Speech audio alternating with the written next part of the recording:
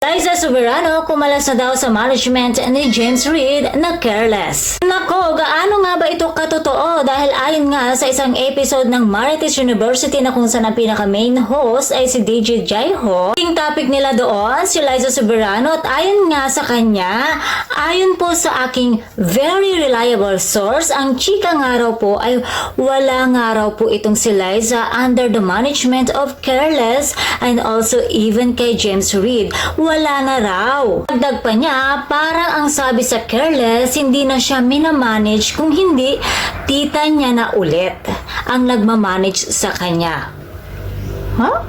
Baka makailan lamang nga ay sinigurado ni James Reid na huwag mag-alala ang mga fans dahil nga sunod-sunod daw ang mga projects na inihahanda para kay Miss Liza Soberano. So, paano nangyari iyon?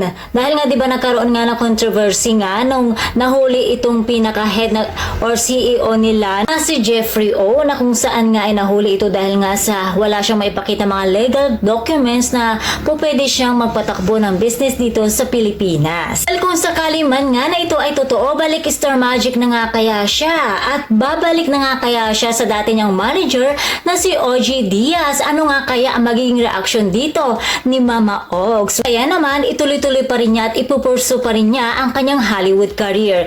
Well, yan ang dapat nating abangan mga chikadoras. Lalong-lalo na at ipapalabas na ang kanyang Hollywood film na Liza the Frankenstein. Kahit ano't ano man o saan man patungo ang career ni Miss Liza Soberano, patuloy pa rin natin siyang suportahan.